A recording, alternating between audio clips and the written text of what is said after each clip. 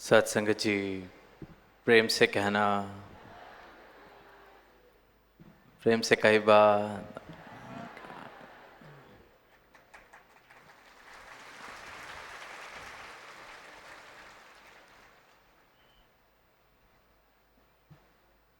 गया जी में ये 2 दिवसीय संत समागम और भरपूर सभी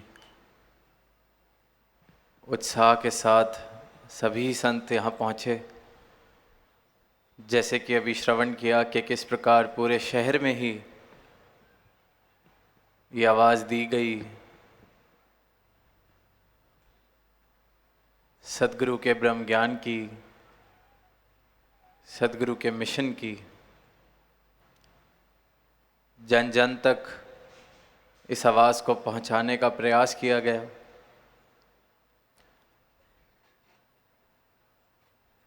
और किस प्रकार सबने सेवाओं में योगदान दिया और इस जिस स्थान पर बैठे हम आज समागम का आनंद ले रहे हैं, इस समागम स्थल को एक सुंदर रूप दिया, सजाया अपने भावों से, अपनी कार सेवा से।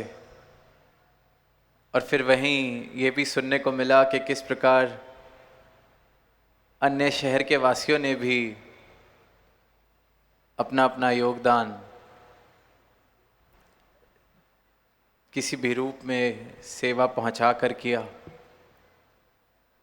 तो ये प्रमाण है इस बात का कि ये सद्गुरु का जो ब्रह्म ज्ञान है, सद्गुरु का जो ये मिशन है, ये एक एक मानव के लिए है। ये गलत फहमी अगर कहीं है कि ये कुछ चंद लोगों के लिए या चंद तरह के लोगों के लिए है, तो सद्गुरु स्वयं इस गलत फहमी को दूर करने, क्योंकि सद्गुरु सारे ही संसार के लिए धरा पर आते हैं, सारी ही मानवता के लिए, कुल मानवता के लिए धरा पर आते हैं और सारी ही मानवता को इस प्रभु का ज्ञान, इस परमात्मा के दर्शन कराते हैं। निरंतर कल से हम संतों की वाणी सुन रहे हैं, उनके अनुभव सुन रहे हैं, बार बार यही कह रहे हैं कि यहाँ किसी का भी धर्म परिवर्तन नहीं, भावना की बदलाव की बात की जाती है। किसी के रहन सहन या खाने पीने के ढंग पर टीका टिप्पणी नहीं, बल्कि ये बताया जाता है कि ये तो सबको अपना ढंग मुबारक है, जो जैसे जी रहा है उसको वो जीना मुबारक है। हम ऐसी नज़र को प्राप्त करें, ऐसी दृष्टि को प्राप्त करें सद्गुरु के ज्ञान से कि हम सबके अंदर इस परमात्मा के दर्शन कर सकें, हम सभी में इस प्रभु को देख सकें। तो सही मायनों में हम धार्मिक कहलाए जाएंगे, सही मायनों में हम निर्वाण के, मुक्ति की राह पर, भक्ति की राह पर चलते हुए खुद को कह पाएंगे। क्योंकि ऊपरी फर्क देखकर भेदभाव कर लेना तो बहुत आसान है, इंसान की फितरत है। जो मुझे अपने जैसा दिखता है उसे मैं अपना मान लेता हूँ, जो मेरी भाषा बोलता है उसे मैं अपना गरीबी मान लेता हूँ, जो मेरे जैसा खाता पीता है उसे मैं अपना मान लेता हूँ। क्योंकि मैं अपनी पहचान इन चीज़ों के साथ करता हूँ। कोई मुझसे पूछे कि मैं कौन हूँ, तो मेरी पहचान भी अपने शरीर के साथ जुड़ी है कि मैं फलां प्रदेश का रहने वाला हूँ, मैं इस जाति का हूँ, मैं उस कुल का हूँ, मैं इस संस्कृति का हूँ। मेरी सारी पहचान, अपने बारे में मैं जो जानता हूँ, सब कुछ इस शरीर के साथ जोड़ा हुआ है मैंने, और फिर इसीलिए इसी के हिसाब से अपना पराया मैं बना लेता हूँ। जो मेरी पहचान से मेल जोल खाते हैं वो मेरे अपने, और जो इस पहचान से मेल नहीं खाते उनके साथ एक दूरी बनती चली जाती है। और कई बार तो दूरी इतनी बड़ी कि नफरत का रूप भी ले लेती है।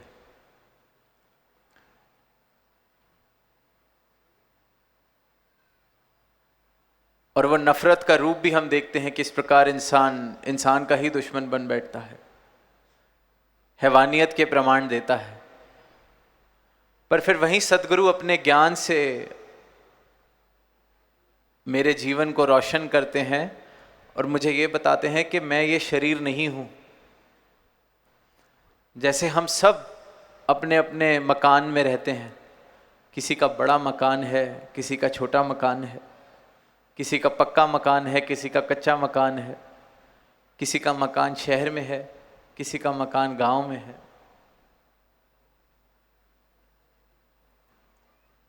अब हम सब अपनी पहचान अगर अपने मकान के हिसाब से ही करने लग जाएं कि मैं अगर पक्के मकान में रहता हूं तो सिर्फ पक्के मकान वालों से ही मेरा उठना बैठना, जान पहचान, या मैं अगर कच्चे मकान में रहता हूं तो सिर्फ कच्चे मकान वालों से ही मेरा उठना बैठना, खाना पीना, मेल जोल, या मेरा मकान शहर में है तो जिनका मकान शहर में है मैं सिर्फ उनके साथ ही बोलचाल रखूंगा। क्योंकि अपनी पहचान अगर मकान से बना ली तो मकान मुझसे भी बड़ा हो गया। अपनी पहचान का मुझे खुद ही अंदाज़ा नहीं है, इस मकान को ही अपनी पहचान अगर मैं बना लूँगा तो फिर इसी प्रकार के फ़र्क करूँगा, दीवारें खड़ी करूँगा। और यही गलती इंसान करता जा रहा है, खुद को ये शरीर मान बैठा है, ये भी एक तरह का मकान है जिसमें मेरा मूल रूप, असल रूप सफ़र कर रहा है, जिसे हम आत्मा कहते हैं। तो सद्गुरु अपने ज्ञान से मुझे यही बताते हैं कि तू ये शरीर नहीं है, ये स्थूल सत्ता, ये शरीर, ये अस्तित्व तेरा नहीं है। तेरा अस्तित्व तो ये सूक्ष्म आत्मा जो इस परमात्मा का अंश है। जैसे वो मकान हमारी पहचान नहीं है या हम मकान से अलग हैं, मकान में रहने वाला और मकान दोनों अलग चीज़ें हैं, इसी प्रकार इस शरीर में जो हम बस रहे हैं वो शरीर से अलग है। यह आत्मा इस परमात्मा का अंश है और ये सब में बराबर बस रही है, सब के अंदर एक एक मानव में बराबर बस रही है। इस बात से नहीं फर्क पड़ता कि शरीर काला है या गोरा है, नर का है या नारी का है। शरीर की पहचान किसी कुल से है या किसी जाति से है, ये सब तो इस शरीर की पहचानें हैं, इंसान ने खुद बनाई हैं। पर परमात्मा ने तो शुद्ध रूप से सबको एक बनाया है। और यही नज़र सद्गुरु के ब्रह्म ज्ञान से हमें प्राप्त होती है। फिर फर्क पता चल जाता है कि ये शरीर तो एक मकान जैसी एक वस्तु मुझे मिली है, रहने वाला कोई और, रहने वाला ये परमात्मा स्वयं। और परमात्मा के बारे में हम सब ने ही पढ़ा है, बिन पग चले सुने बिन काना। सत्संग में निरंतर सुनते हैं, वेदों में, शास्त्रों में अनेक अनेक तरह से ये लिखा है, बिन पग चले सुने बिन काना, कर बिन कर्म करे विधि नाना। कि ये परमात्मा ये स्थूल सत्ता नहीं है, कोई इसको हाथ नहीं चाहिए इस सृष्टि को चलाने के लिए। ये तो सर्वव्यापी है, सर्वशक्तिमान है, इसके अंदर ही सब कुछ बस रहा है, निरंकार है, इसका कोई आकार नहीं है। ये जो सांसें भी हम ले रहे हैं ये इसकी कृपा से ले रहे हैं, इसने दी है तो हम ले रहे हैं। तो जब ऐसी सत्ता का मैं अंश हूं तो मैं फिर कैसे ये शरीर हो सकता हूँ, मैं फिर कैसे ये स्थूल अस्तित्व हो सकता हूँ। जब मुझे पैदा करने वाला, जन्म देने वाला जो मुझ में बस रहा है, जो मैं हूँ, जब उसका ही कोई हाथ नहीं, पाँव नहीं, आकार नहीं, तो फिर अपनी पहचान को, अपने अस्तित्व को मैंने कैसे ये शरीर समझ लिया। ये भूल या अज्ञानता इंसान करता चला आता है और इसी अज्ञानता को ख़त्म सदगुरु का ज्ञान करता है, सदगुरु की रोशनी करती है। सदगुरु मेरे जीवन में आते हैं तो अंधकार से प्रकाश की ओर मेरे जीवन की यात्रा होती है। फिर जीवन में अपनी पहचान होने के बाद सारे फर्क मिट जाते हैं, सारी दूरियां खत्म हो जाती हैं। फिर सही मायनों में प्रेम का जन्म होता है, जो हम बार बार जिक्र सुन रहे हैं 2 दिनों से। प्रेम, प्यार, सबसे प्रेम कर सके, जिंदगी में प्यार हो। हर एक संत ने, हर एक भक्त ने, हर एक पीर ने, हर एक पैगंबर ने प्रेम का ही पाठ पढ़ाया। पर जो पाठ पढ़ाया गया उसका आधार ये सत्य, ये ब्रह्म ज्ञान। सिर्फ प्रेम की बात करने से बात नहीं बनती। प्रेम जीवन में आता ही तब है जब अपनी पहचान होती है, क्योंकि जब तक अपनी पहचान ना हुई तब तक तो लड़ाई झगड़े हैं। जब तक खुद को ये शरीर मान रहा हूं, शरीर के साथ जुड़ी हुई हस्ती मान रहा हूं, तो फिर वैर, विरोध, नफरत। क्योंकि खुद को अगर ये शरीर माना तो फिर किसी और की तरक्की होती है तो दिल दुखता है, क्योंकि उसको भी शरीर माना हुआ है, खुद को भी शरीर माना हुआ है। खुद को शरीर माना, उससे जुड़ी हुई हस्ती माना, तो फिर जात पात के फर्क दिखते हैं, फिर खाने पीने के फर्क दिखते हैं। प्रेम कैसे आएगा जब किसी को मैं देखूं और उसकी कमियां मुझे दिखाई दें? प्रेम कैसे आएगा अगर किसी को मैं देखूं और मुझे ये दिखाई दे कि देखो मुझसे ये कैसे अलग है? कोई काला किसी गोरे को देखे और कहे कि ये गोरा है, ये मुझसे अलग है।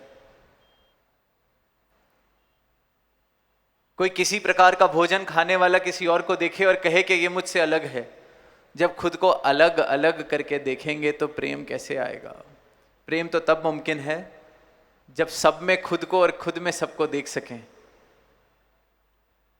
और इसे ही ज्ञान की दृष्टि कहा गया है, इसे ही ब्रह्म ज्ञान की दृष्टि कहा गया है। और यही दृष्टि सद्गुरु देते हैं। और फिर वो जो पंक्तियां हम पढ़ते हैं इसी प्रांत की भाषा में कि प्यार बाटा जग में बहार बा, प्यार बिना जिंदगी बेकार बा,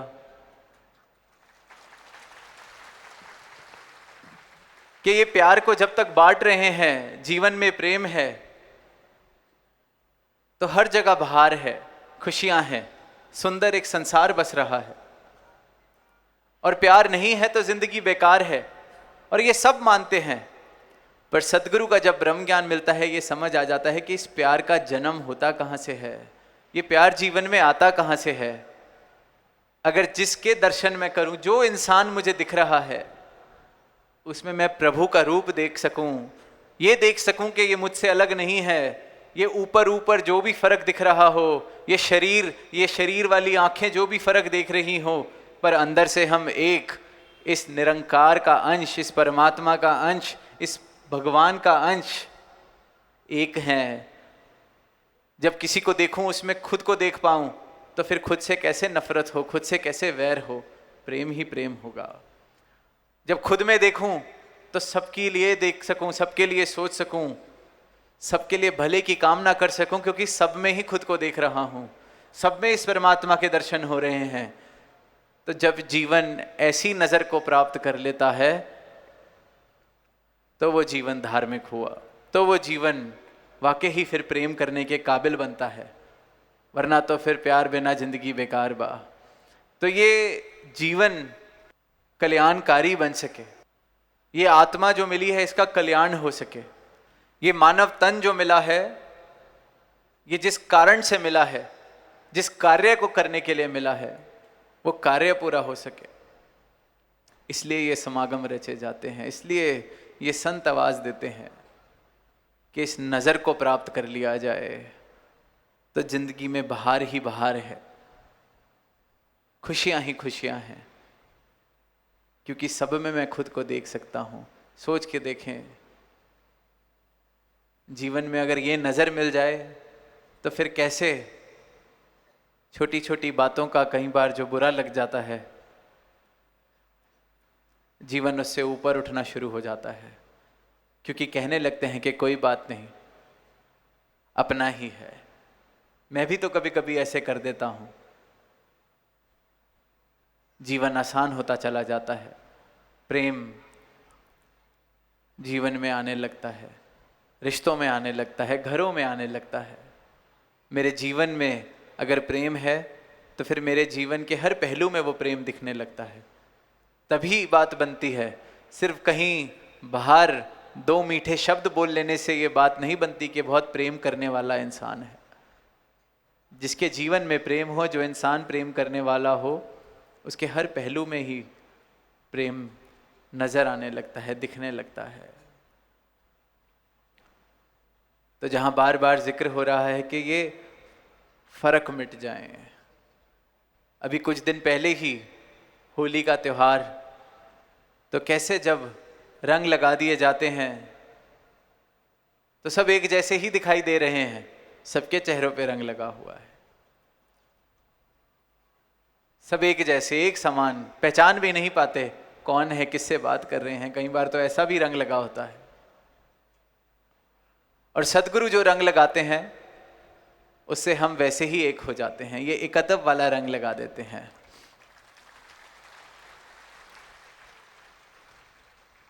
ये सबको बता देते हैं कि तुम परमात्मा का अंश हो, खुद परमात्मा हो।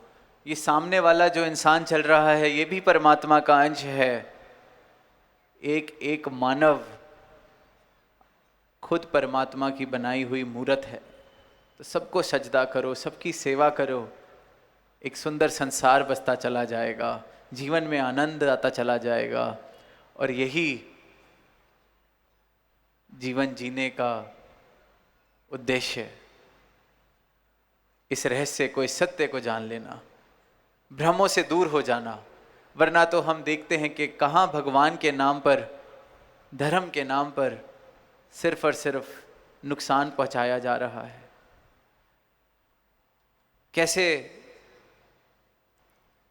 हम देखते हैं कि आंखें मूंद कर,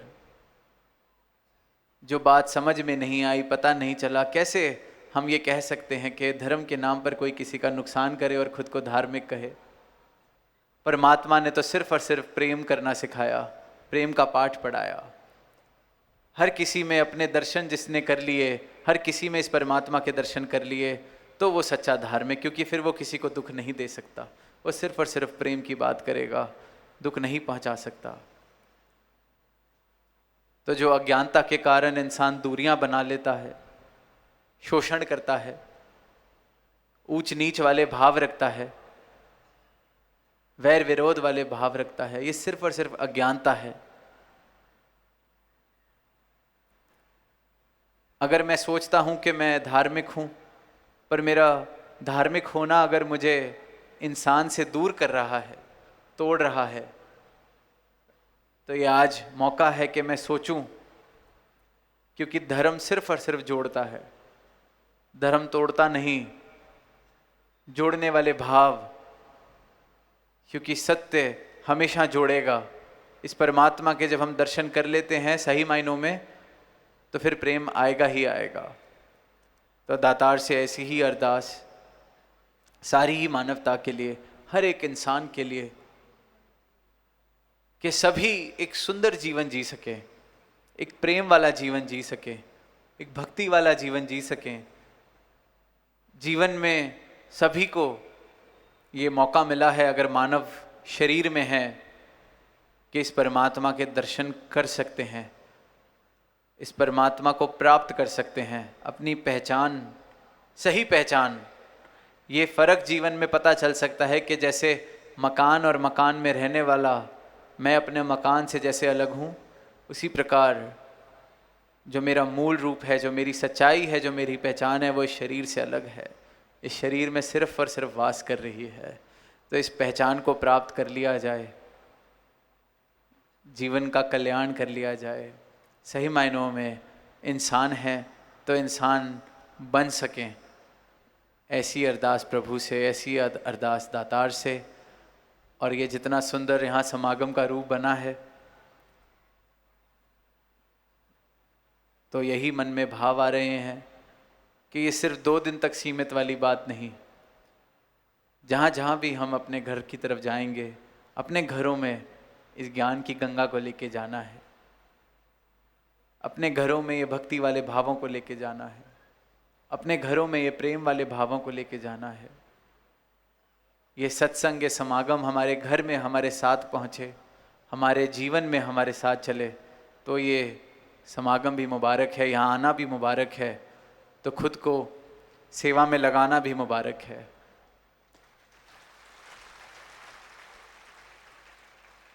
तो दास और शब्दों का सहारा ना लेता हुआ सबसे इजाज़त चाहेगा, प्रेम से कहना।